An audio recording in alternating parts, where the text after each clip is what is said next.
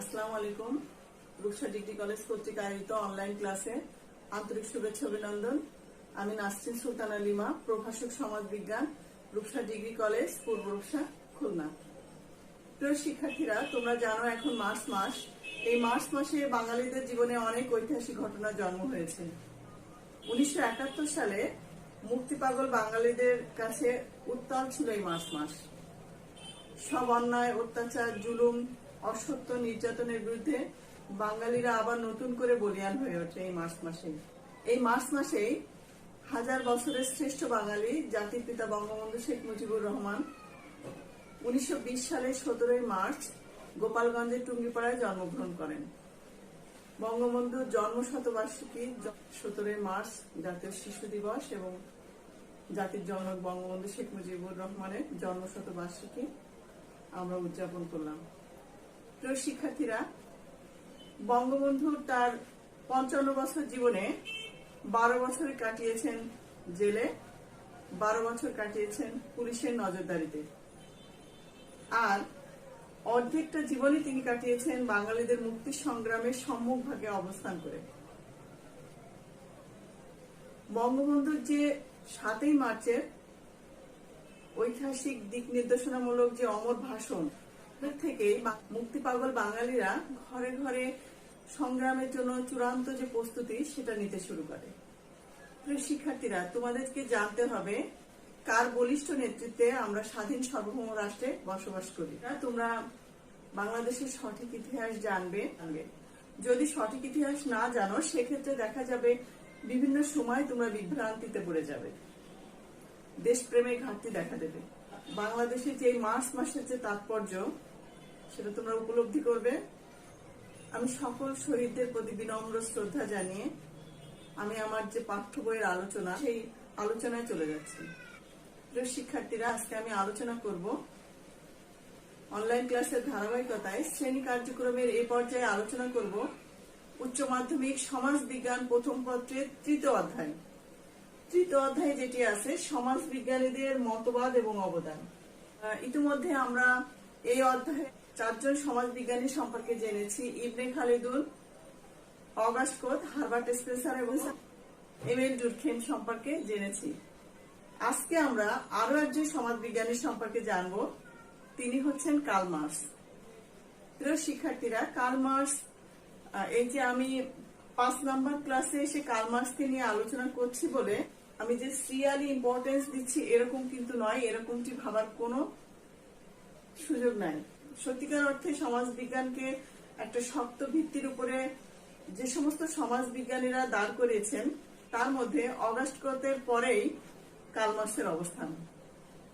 প্রিয় শিক্ষার্থীরা, Karl Marx যে পুঁজিবাদী সমাজ ব্যবস্থা এবং শ্রেণী সংগ্রাম তত্ত্ব, মার্ক্সবাদ, এইগুলো সম্পর্কে এবং বৈজ্ঞানিক সমাজতন্ত্র নিয়ে এতটা ব্যাপক আলোচনা করেছেন, তার যে সাকসেসের জায়গাটা সেটা হচ্ছে পুঁজিবাদী সমাজ ব্যবস্থা থেকে সমাজকে তিনি চমৎকার ভাবে ব্যাখ্যা করেছেন, যেটা আজও অবধি খুবই গ্রহণযোগ্য। তার কয়েকটি জায়গায় সাকসেস এত বেশি যে অন্যান্য বিজ্ঞানী থেকে কার্ল মার্কসকে একটু হলেও এগিয়ে রাখা যায়। আসলে কার্ল মার্কস এত প্রভাবশালী একজন বিজ্ঞানী, সোশ্যাল সায়েন্সের অর্থাৎ আর্টস ফ্যাকাল্টির যতগুলো ডিপার্টমেন্ট আছে, যেমন অর্থনীতি, দর্শন, ইতিহাস, সমাজবিজ্ঞান, রাষ্ট্রবিজ্ঞান, এই সমস্ত সাবজেক্ট গুলাতে যদি ডিটেলস এবং ডিপলি জানতে হয়, সেক্ষেত্রে কার্ল মার্কস সম্পর্কে অবশ্যই জানতে হবে।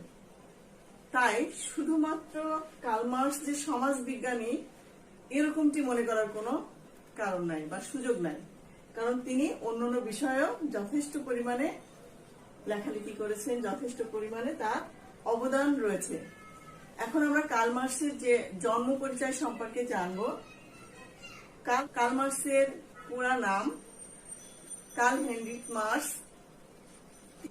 তিনি 1818 খ্রিস্টাব্দের 5 মে জার্মানির ট্রয়েন নগরীতে এক ইহুদি পরিবারে জন্মগ্রহণ করেন। তিনি বোন এবং বার্লিন বিশ্ববিদ্যালয়ে পড়াশোনা করেন। তার পিতা হচ্ছেন হেনরিক মার্কস এবং মাতা হোল্যান্ডের অধিবাসী।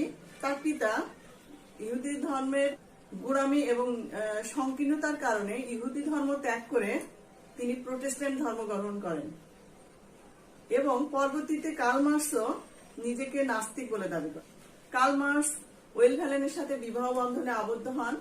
তাদের যে কনজুগাল লাইফ বা বিবাহিত জীবন মোটেই সুখের ছিল না, কারণ তিনি তার জীবনে অনেকবার মাইগ্রেট করছেন, বিভিন্ন জায়গায় অবস্থান করছেন বিভিন্ন সময়, যার পরিপ্রেক্ষিতে তিনি অনেক সময় দেখা যাচ্ছে অনেক বেশি আর্থিক সংকটের মুখে পড়েছেন। এমনও দেখা গেছে যে কার্ল মার্কসের স্ত্রী এবং সন্তানদের সুচিকিৎসা তিনি দিতে পারেননি অর্থের অভাবে। এমনকি তার একটা সন্তান বিনা চিকিৎসায় মারা গেছে। এটা খুবই হৃদয় বিদারক ঘটনা।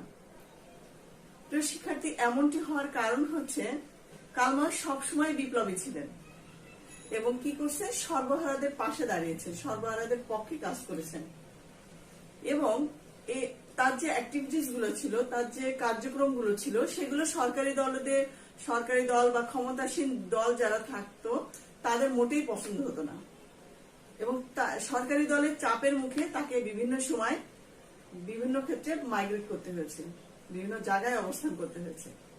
ফলে দেখা গেছে যে তাকে আর্থিক সংকটের মুখে পড়তে হয়েছিল। তিনি 1883 খ্রিস্টাব্দে 64 বছর বয়সে লন্ডনে মৃত্যুবরণ করেন। তার যে অন্ত্যেষ্টিক্রিয়া সম্পন্ন হয় সেটা খুবই সাদামাটা ভাবে এবং খুব অল্প সংখ্যক মানুষের উপস্থিতিতে তার অন্ত্যেষ্টিক্রিয়া সম্পন্ন হয়।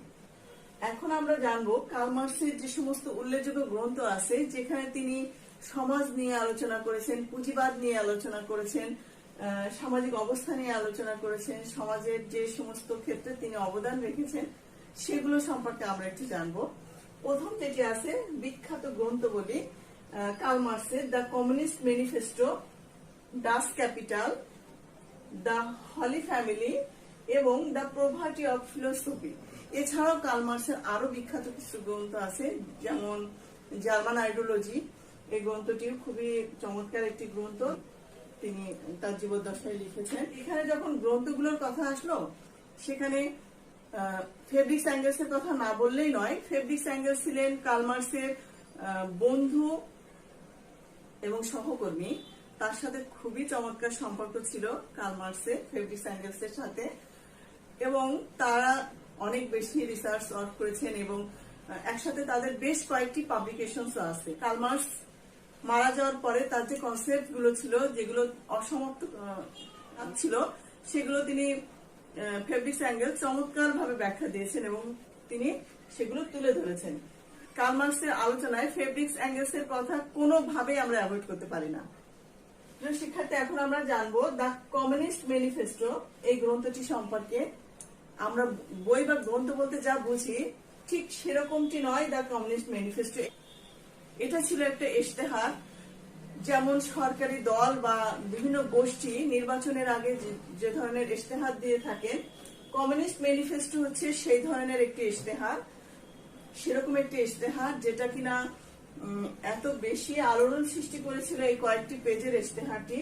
এই কমিউনিস্ট ম্যানিফেস্টো গ্রন্থটিতে এমন কিছু কথা ছিল, এমন কিছু অঙ্গীকার ছিল এবং এমন কিছু আশার বাণী ছিল যেটা সারা বিশ্বকে আলোড়ন সৃষ্টি করে এবং ওয়ার্ল্ড হিস্টোরিতে যতগুলো গ্রন্থ আছে তার মধ্যে কমিউনিস্ট ম্যানিফেস্টো গ্রন্থটি বিখ্যাত গ্রন্থগুলোর মধ্যে একটি। শিক্ষার্থী, তারপর আমরা জানবো তার আরেকটি বিখ্যাত গ্রন্থ ডাস ক্যাপিটাল। এই ডাস ক্যাপিটাল গ্রন্থটি তার খুবই বিখ্যাত একটি গ্রন্থ। এর মূল ভাষণটি হচ্ছে জার্মানি ভাষায়, পরবর্তীতে এটি ইংরেজিতে দ্য ক্যাপিটাল নামে নামকরণ করা হয়েছে এবং তিনি দীর্ঘদিন ব্রিটিশ মিউজিয়ামে অবস্থান করেন এবং সেই সময় তিনি ডাস ক্যাপিটাল গ্রন্থটি রিসার্চ করেন এবং তারই ফলশ্রুতিতে প্রিয় শিক্ষার্থী পুঁজিবাদী সমাজ ব্যবস্থা কি, পুঁজিবাদী সমাজ ব্যবস্থার বৈশিষ্ট্য এবং এর যে চরিত্র, সেগুলো সম্পর্কে তিনি চমৎকার ভাবে ব্যাখ্যা দিয়েছেন এবং তারই ধারাবাহিকতায় আজকের যে তৎকালীন সমাজ ব্যবস্থা এবং পুঁজিবাদী যে সমাজ ব্যবস্থা এবং বর্তমান পুঁজিবাদী সমাজ ব্যবস্থার যে রূপটা, সেটা কিন্তু আমরা ডাস ক্যাপিটাল থেকে অনেক অংশে জানতে পারি। এখন আমরা যেটা জানবো সেটা হচ্ছে কার্ল মার্কসের সমাজ বিজ্ঞানের ক্ষেত্রে যে সমস্ত জায়গায় তিনি টাচ করেছেন এবং যে সমস্ত জায়গায় তার অবদান রয়েছে সেগুলো সম্পর্কে আমরা একটু জানবো। প্রথম যেটি আছে মার্ক্সবাদ। মার্ক্সবাদ শব্দটি প্রথম শুরু করেন হচ্ছে এঞ্জেলস। মার্ক্স দৃষ্টিভঙ্গি এবং শিক্ষা মার্ক্সবাদ নামে পরিচিত। মূলত কার্ল মার্ক্সের নাম অনুসারে নামকরণ করা হয়। মার্ক্সবাদ হলো একটি সামগ্রিক চিন্তাধারা, একটি সঠিক সমাজ দর্শন হচ্ছে মার্ক্সবাদ। লেনিনের মতে মার্ক্সবাদ হলো মহাশক্তিমান, এটি একটি বিশ্বাসযোগ্য মতবাদ। মার্ক্সবাদ চিন্তাধারার সার কথা হলো জগৎকে ব্যাখ্যা করা নয়, তাকে বদলে দেওয়া। শিক্ষার্থীরা, আমরা মার্ক্সবাদ সম্পর্কে ধারণা পেলাম। এরপরে যেটি আলোচনা করব, দ্বিতীয় পয়েন্ট, সেটা হচ্ছে বৈজ্ঞানিক সমাজতন্ত্র।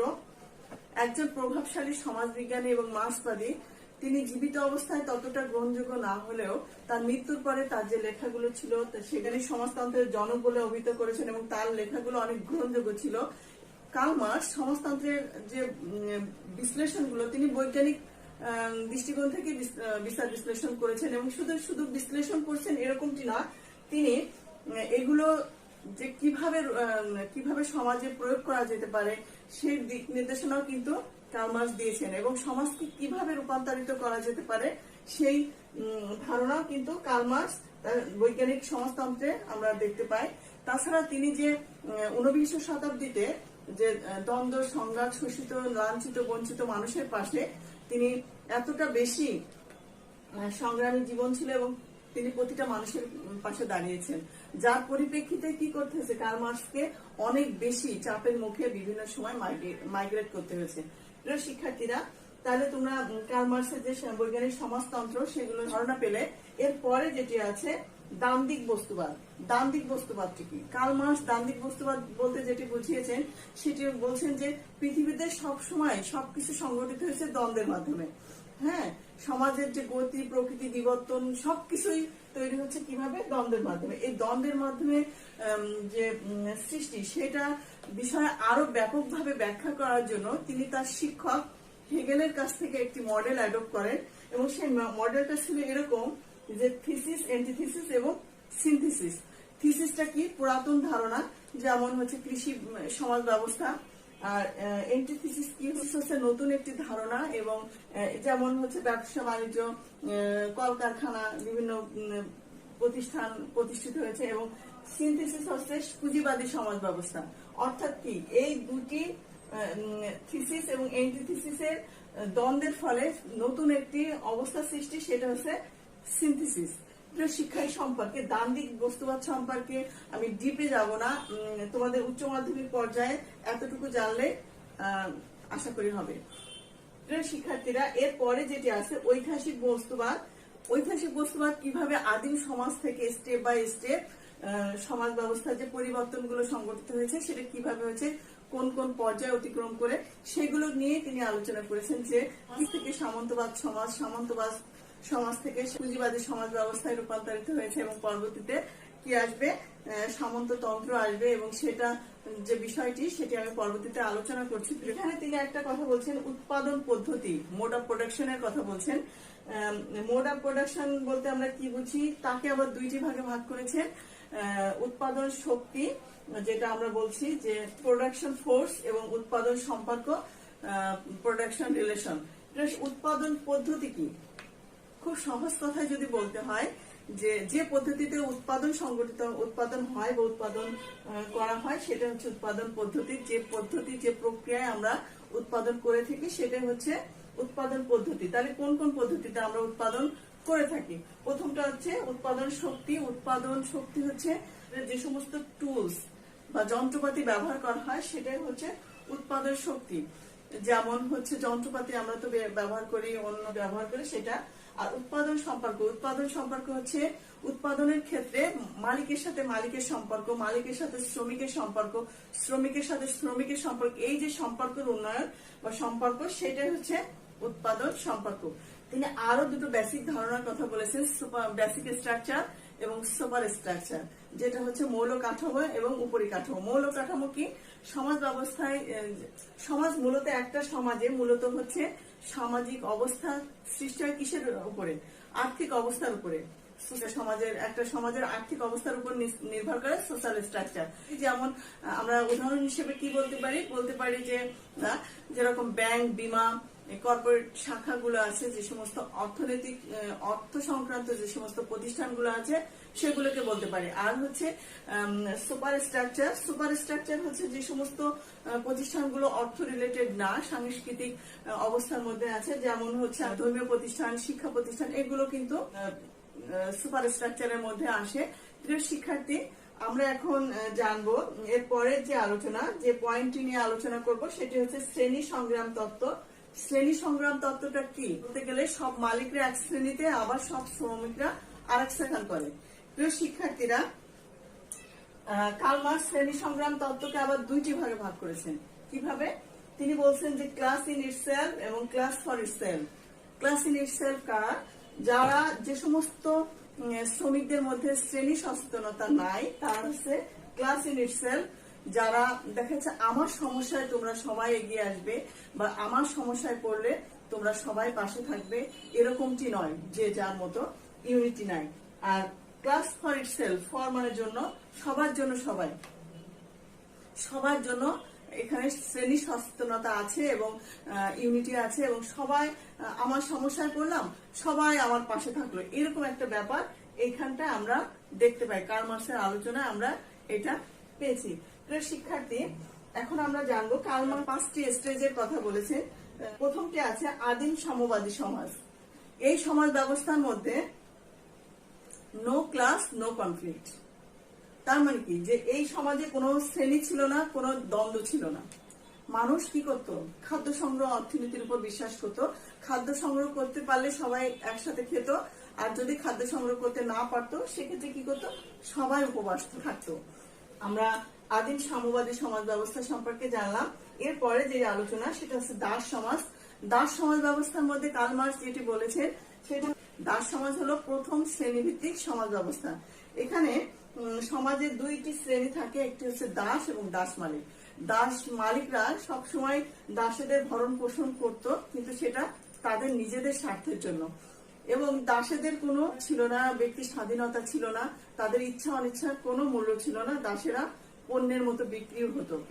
তো এই দাস সমাজ ব্যবস্থা সম্পর্কে তোমরা জানলে। এরপরে যেটি আলোচনা সেটা হচ্ছে সামন্ত সমাজ। সামন্ত সমাজ দাস সমাজ থেকে একটু আপডেট, তবে অনেক বেশি পরিবর্তন না, কিছুটা। মানে যে সমস্ত দাস ছিল সেই দাসেরা পরবর্তীতে ভূমিদাসে পরিণত হয়, এবং এখানে জমিদাররা ছিল, জমিদাররা দাসেদেরকে পরিচালনা করত, এবং জমিদারদের জমি ভূমিদাসরা গ্রহণ করত, নিত, এবং তাদের যে জমিতে ফসল হতো তার বড় একটা অংশ চলে যেত জমিদারদের ঘরে, এবং যারা ভূমিদাস ছিল তাদের যে অল্প পরিমাণে ফসল পেত।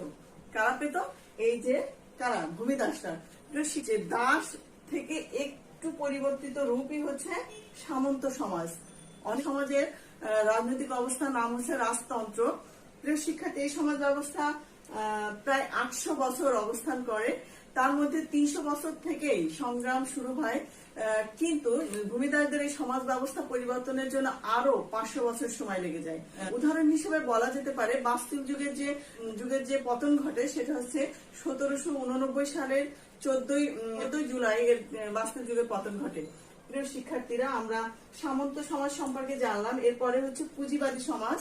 মার্কসের মতে সামন্ত সমাজের অবসানের পরে পুঁজিবাদী সমাজের আবির্ভাব ঘটে, এবং এই পুঁজিবাদী সমাজটা হচ্ছে মুনাফা অর্জনকারী একটা সমাজ ব্যবস্থা, মুনাফা অর্জনকারী একটি উদ্যোগ। এই পুঁজিবাদী সমাজ ব্যবস্থাকে তিনি এইভাবে বলেছেন। মার্কস পুঁজিবাদী সমাজের দুইটি উপাদানে চিহ্নিত করেছেন, একটা পুঁজিবাদ এবং মঞ্জুর শ্রেণী। তারপর কি আছে? সামন্ততন্ত্র সমাজ। কার্ল মার্কসের মতে পুঁজিবাদ সমাজের শ্রেণী দ্বন্দ্বের ফলে সৃষ্টি হবে, নতুন করে সৃষ্টি হবে সমাজতন্ত্র সমাজ, তিনি এটা বলেছেন, এবং নতুন একটা সমাজ ব্যবস্থার জন্ম হবে, যার নাম হবে সমাজতন্ত্রী সমাজ। প্রিয় শিক্ষার্থীরা, কার্ল মার্কসের যে আলোচনা করলাম, তার যে জন্ম পরিচয় সম্পর্কে জানলাম, তার যে বিখ্যাত গ্রন্থগুলো সম্পর্কে জানলাম, তার যে সমাজ সম্পর্কে অবদান সম্পর্কে জানলাম, আশা করি তোমরা এখানে স্পষ্ট ধারণা পেয়েছো। যদি কারোর কোনো সমস্যা থেকে থাকে তোমরা আমার সাথে যোগাযোগ করবে, ফোনেও যোগাযোগ করতে পারো। আগামী ক্লাসে আমি ম্যাক্স ওয়েবারকে নিয়ে আলোচনা করব। তোমরা বাসায় একটু দেখবে। প্রিয় শিক্ষার্থী, আবারও কিন্তু করোনা ভাইরাসের প্রাদুর্ভাব বেড়েই চলেছে। তোমরা বাড়িতে থাকবে এবং পড়াশোনা করবে, পরীক্ষার প্রস্তুতি নেবে। যদিও পরীক্ষা সময় মতো আমরা নিতে পারছি না এই দুর্যোগের কারণে, করোনাকালীন দুর্যোগের কারণে, তারপরও তোমরা পড়াশোনাটা চালিয়ে যাবে, এটাই আমাদের প্রত্যাশা তোমাদের কাছে। ঘরে থাকবে, সুস্থ থাকবে, এই শুভকামনায় আমি আমার আজকের ক্লাস শেষ করছি। ধন্যবাদ সবাইকে।